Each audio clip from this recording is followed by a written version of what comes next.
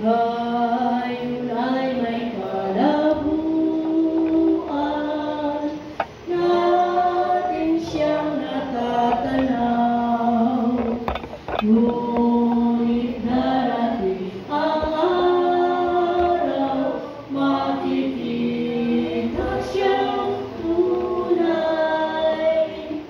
Makikita kong mukha, makikita kong tunay.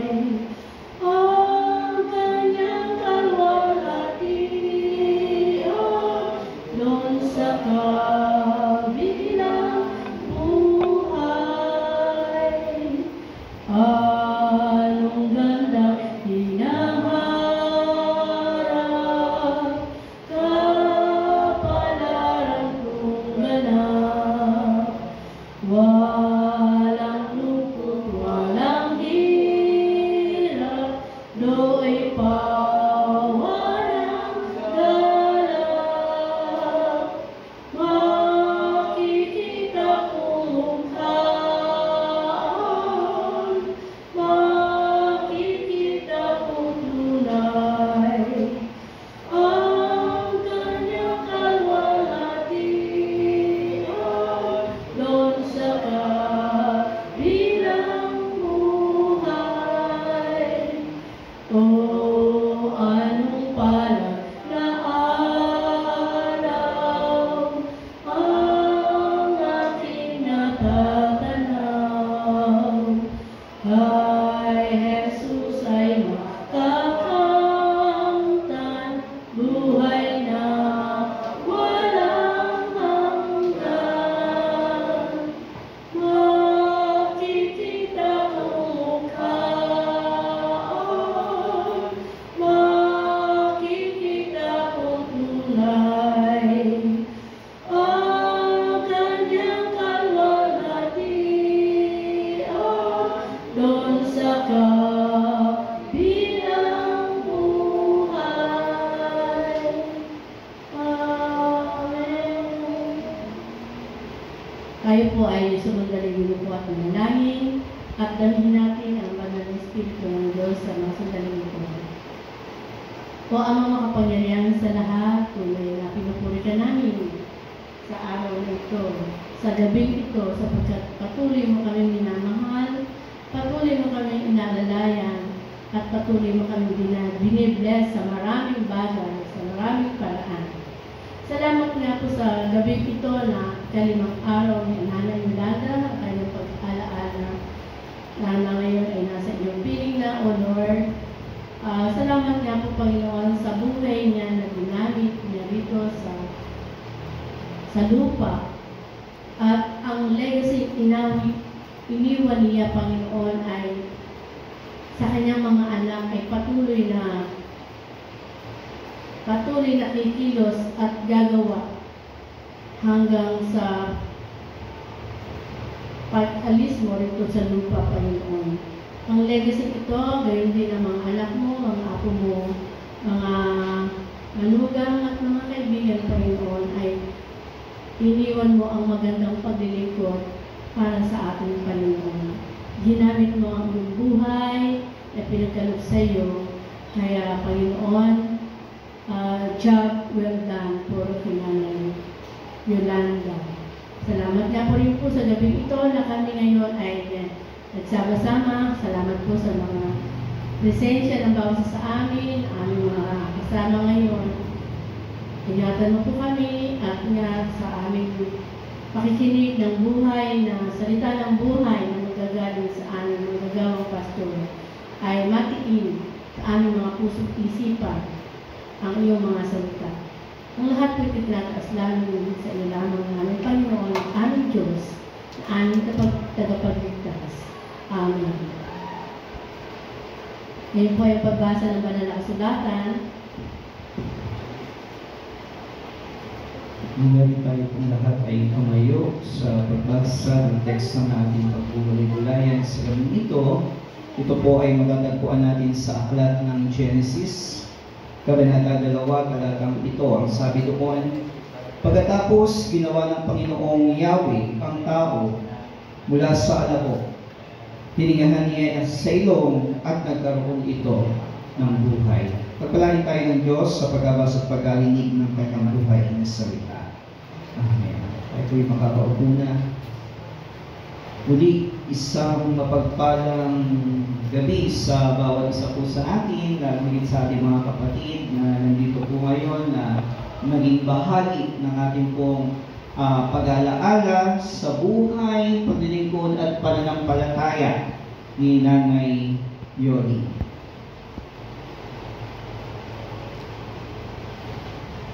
Sa punto pong ito, mga kapatid, tunay nga na ang Diyos ay patuloy na nagsasalita sa atin sa pamamagitan ng naging buhay ni Nanay Yolanda. Sapagkat ang kanyang naging pananampalataya ay talaga namang nandoon sa patuloy na paglilingkod sa ating Panginoon. Na naisalin niya sa kanyang mga anak, naisalin niya sa kanyang mga apo, at nagpapatuloy sa pananampalatayang ipinagkaloob ng Diyos sa kanya. At iyon ay hindi malilimutan ng mga tao na naging bahagi ng buhay ni Nanay Yoli. Sa panahon po natin ngayon, sa buhay natin, kung minsan tayo po ay nakakalimot, di ba?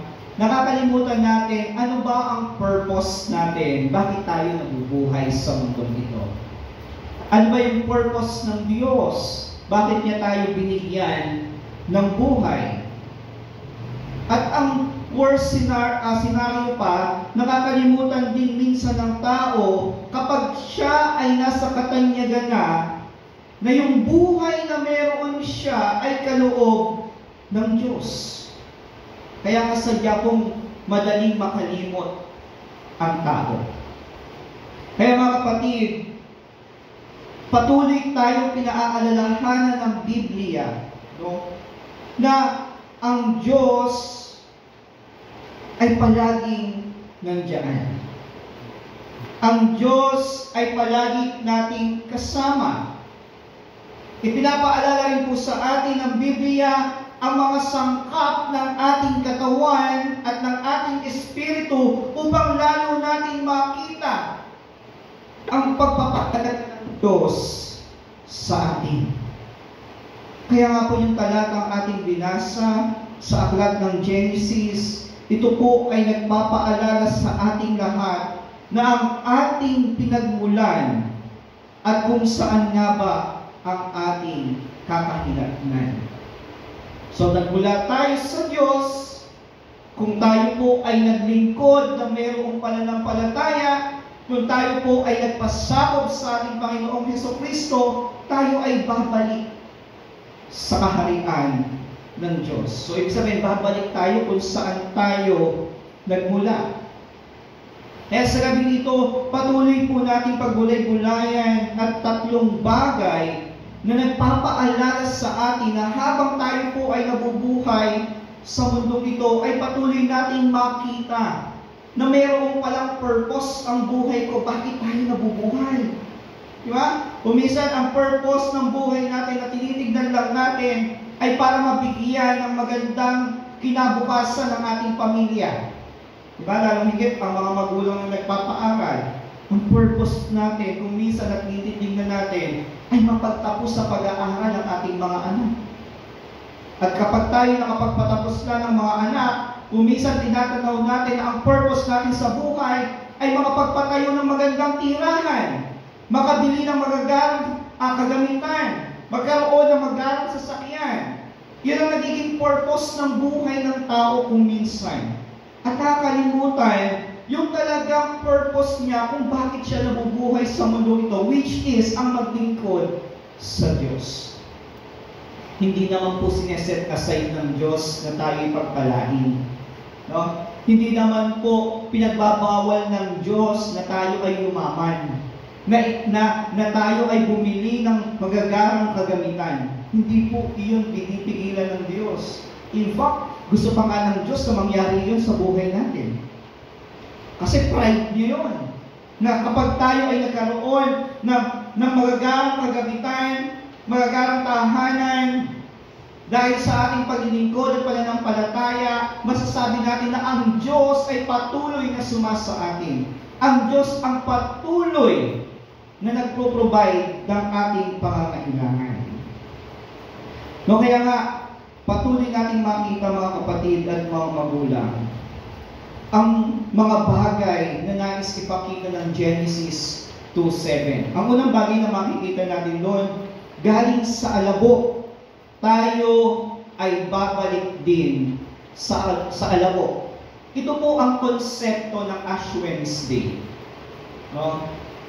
Kami po, kahit hindi po kami Catholic, we celebrate Ash Wednesday. Papahid din po kami ng abo sa noo. Sapagkat inaangkin namin bilang mga mananampalataya na kami ay nagmula sa abo at babalik din sa abo. Sa alabok nagmula, sa alabok din babalik. No, kaya kami po nagse-celebrate din kami ng Ash Wednesday dito. Last March 5 wala. Kasi po, nasa Bohol po ako noon, kaya hindi kami pag-celebrate ng Ash Wednesday. So last year, nag-celebrate po kami dito ng Ash Wednesday. So yun, pinakikita sa atin na tayo ay mula sa abo at babalik sa abo. Kaya pag pinapahiran tayo ng pare, di ba? Ano sinasabi sa inyo? Sa abo ka nagmula, sa abo ka babalik. Di ba? Yun po yung konsepto nun. At yun din ang konsepto ng kamatayan. Ang hirap naman po siguro kapag walang kamatayan, no? Yung mga kabatch mo, wala na sa mundong ito. Pero ikaw nabubuhay pa. Di ba? Yung mga kaibigan mo, nagsi-uwi na sa kanilang tunay na tahanan, pero ikaw nandito pa sa mundong ito. No? Hindi na amoy baby. Amoy ano na? Lupa. Amoy lupa. Amoy gamot, katengko. No? Amoy ipikasen. No? Iba na amoy ng matanda. Diba? Gusto ba natin yan? Ang gusto natin, makapamuhay tayo nang naaayon sa kalooban ng Diyos.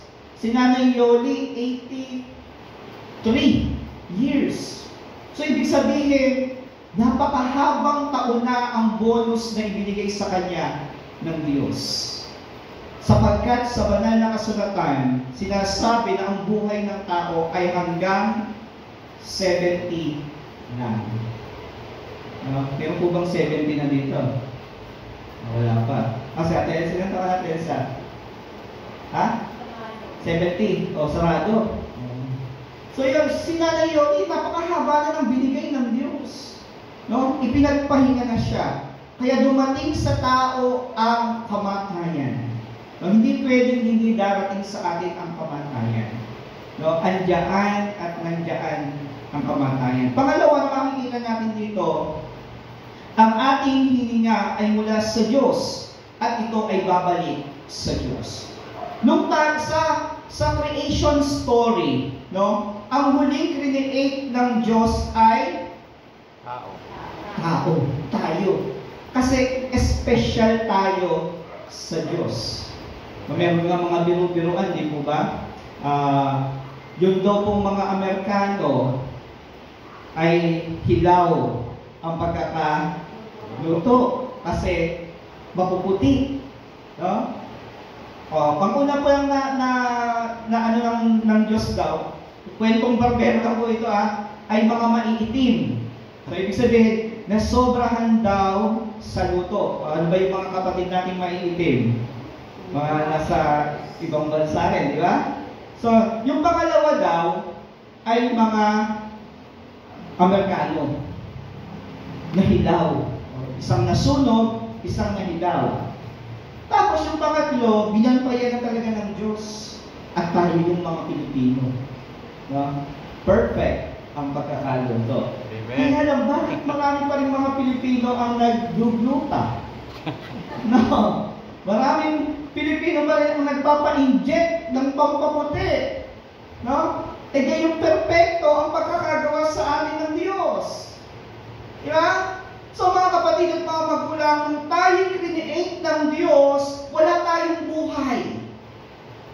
Kasi nga putik tayo, alabok tayo, abo tayo. Bakit ngayon nagkaroon tayo ng buhay? Kasi yung buhay na meron tayo ay galing sa Diyos. Hiningihan tayo ng Diyos, kaya yung hininga na meron tayo ay galing sa Diyos. Amen. Ibig sabihin yung buhay na meron tayo, ang Diyos ang nagbigay. Ano ang kailangan natin gawin? Ingatan. Pangalagaan. Diba? Halimbawa, meron sa ating nagbigay, birthday natin ng regalo. Masayang-masaya po tayo, diba? At yung regalo na iyon ay iniingatan natin. Inaalagaan natin. Diba? Ang buhay natin ay regalo rin po sa atin ng Diyos. Kaya kailangan natin pakaingatan. Kailangan po natin itong bigyan ng importansya sapagkat ang Diyos ang nagkaloob nito. At yung pangatlo, may simula ang buhay at ito ay mayroon din namang hangganan. Ayan. Ang sabi nga, sa mundong ito, mayroon tayong dalawang bagay o pangyayari sa buhay ng tao ang hindi natin kayang iwasan. Ang mabuhay at ang mamatay. Bakit? Maiiwasan po ba natin kapag tayo nasa sinapupunan ng magulang natin, maiiwasan ba natin hindi lumabas? Di ba? Minsan nga wala pang 9 na buwan, pilit nang lumalabas yung bata sa sinapupunan ng ina. Di ba? So, ibig sabihin, ipinapakita dito sa ating pinagbubulay-bulayan, mayroong simula, mayroon ding katapusan. Ang simula ay ang buhay, ang katapusan ay kamatayan. So, pinagkalooban si Nanay Yoli ng mabuhay at ngayon ay kinuha ng Diyos ang kanyang buhay para tumira na sa kanyang kaharian. At tayo rin po darating sa punto, sa ayaw at sa gusto natin, ihiga din po tayo dito. Ang sabi natin, huwag man muna ngayon. Diba? Kasi gusto pa natin, hindi naman sa natatakot tayo sa kamatayan. Diba? Pero gusto pa rin naman natin mabuhay pa. At yung buhay na yan ay nahihingi sa Diyos. No? Lord, gusto ko pa ng mahabang buhay. Iyan ay nahihiling sa Diyos. Nahihingi sa Diyos yan. Kaya patuloy lamang tayong maglingkod at patuloy na magpasakop sa ating Panginoon habang tayo po ay nabubuhay pa sa mundong ito. So mga kapatid, kapag tayo po ay nagpupunta sa lamay o sa burol, palagi po nating inaalala ang naging buhay ng namatay. Di ba? At dapat inaalala rin natin, nagre-reflect din tayo, na tayo rin naman pala ay mamamatay. Ano kaya yung naging impact ng aking buhay sa aking pamilya, sa aking komunidad, sa aking trabaho? Ako ba ay naging isang mabuting tao? Ako ba ay naging isang mabuting kapwa? Lagi ko nga po sinasabi, mas magandang naging mabuting tao tayo sa mundong ito habang tayo nabubuhay. Para every time nasisilipin tayo ng mga tao sa ating kabaong, ang laging sinasabi sa atin, sayang ang kanyang buhay. Napakabuti pa naman niya. Diba ang sarap sa pakiramdam nung marinig iyon, nung naiwan natin, nung pamilya na naiwan natin? Kaysa ang maririnig nung pamilya natin na naiwan, ay okay lang namatay yan. Formation naman yun eh. Diba? Sakit naman ang ulo ng pamilya yan eh. Kaya okay lang na namatay na siya. So mga kapatid at mga magulang, patuloy tayong inaanyayahan na every time na tayo po ay pupunta sa ganitong pagtitipon, ay makita po natin ang ating buhay bilang mga tinawag ng Diyos, bilang binigyan ng buhay ng Diyos upang pangalagaan at patuloy na mga paglingkod sa kanyang nais. Pag dumating po ang kamatayan sa tao, lahat po pantay-pantay. Walang mayaman, walang mahirap. Di ba? Kahit sabihin natin siya ay nilibing sa Memorial Park. Kahit sabihin natin na siya ay dinibing sa o nilagay sa isang musoleo. Pero yung iba ay naka-apartment lang. Pero yun po ay pare-parehas lang. Pinaglagyan lang ang pinagkaiba. Pero iyon ang lundo noon, kamatayan pa rin. So 6 feet under the ground, all are equal. Lahat po tayo ay pantay-pantay kapag namatay na. Wala naman pong namatay na hindi magkapantay ang paa. Di ba? Pantay ang paa ni Nanay Yodi. Di ba? Ibig sabihin, lahat ng tao ay pantay-pantay. Walang matalino, walang mayaman. Walang kilala o hindi kilala. Lahat ay uuwi sa kamatayan ng pantay-pantay. Kaya nawa, sa ating pong napagbulay-bulayan sa gabing ito, patuloy po natin makita ang ating mga sarili na tayo bilang mga nabubuhay pa ay magawa natin ang nais ipagawa ng Diyos. Upang kung tayo man ang nakahiga o kung tayo naman ang humiga sa hinihigaan ngayon ni Nanay Yodi, mayroong kasiguraduhan ang ating kaluluwa na ito ay uuwi sa tunay na tahanan. Sapagkat tayo po ay estranghero lamang sa mundo ito. Hindi ito ang ating tunay na tahanan. Bagamat meron tayong mga titulo ng ating tirahan, may titulo tayo ng ating lupa, ang lahat ng iyon ay useless. Iiwanan natin lahat ng iyon. Pero hindi naman sinasabi ng Diyos na huwag na tayo magpundar ng magandang bahay. Ang nais lamang ng Diyos na habang tayo ay nagpapaganda ng tirahan natin sa mundong ito, pagandahin din natin ang ating tahanan na uuwian sa kalamitan. Sa pamamagitan ng mabuting pakikitungo sa ating kapwa. Sa paggawa ng mabuti at sa paglilingkod sa Diyos na nagkaloob ng buhay.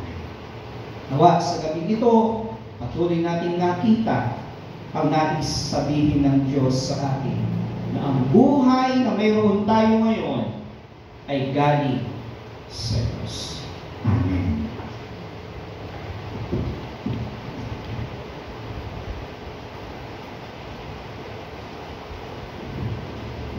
Salamat po sa mayamang mensahe na binigay sa atin ngayong gabi ng ating pastor, na Pastor Ryan. Sa ating pong pagtatapos, pangwakas na awit po natin ay lumayan natin yung How Great Thou Art. Sa Tagalog, O Bathala, kung mas daw may paghala. Ito. O Bathala, kung mas daw may paghala, sanglibutan, ikaw ang lumikha. Bituin at buwan, kulog man ang maingay, kapangyarihan mo'y sinasaysay. Umaawi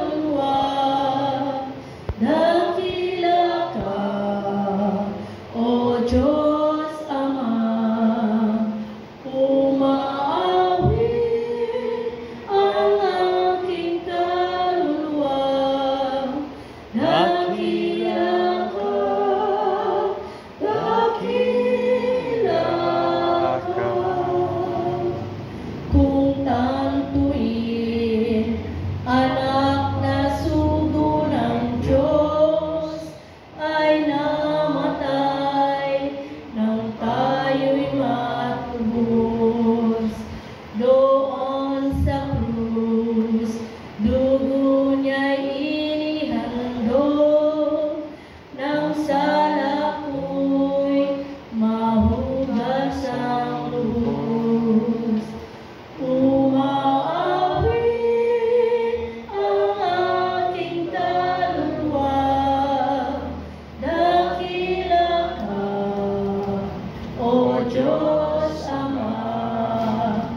Umaawit ang aking kaluluwa, dakila ka, dakila ka.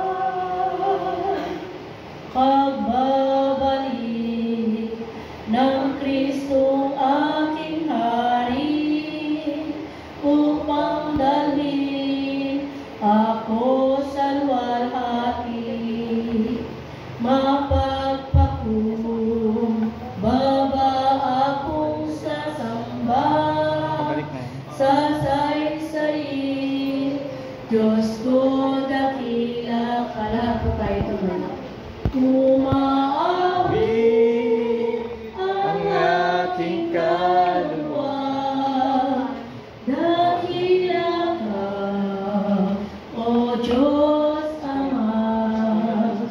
Umaawit ang aking kaluluwa, dakila ka, dakila ka.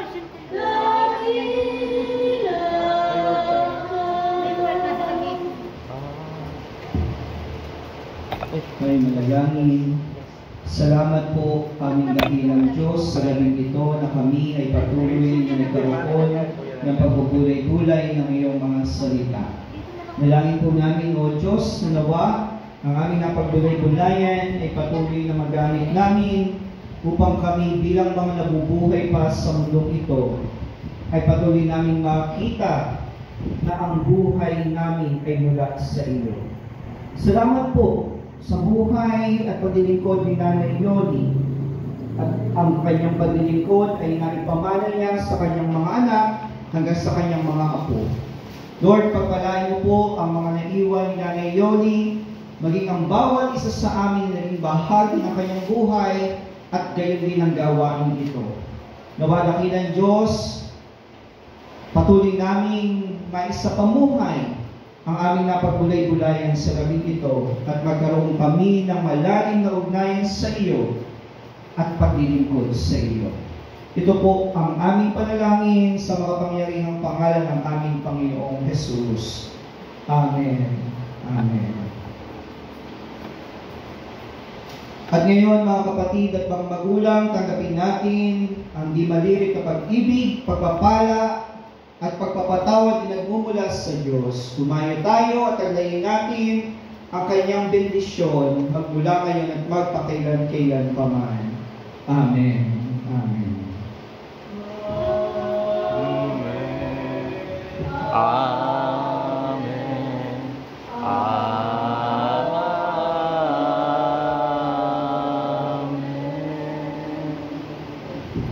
Magandang gabi po, makakapunan po tayo. Salamat po.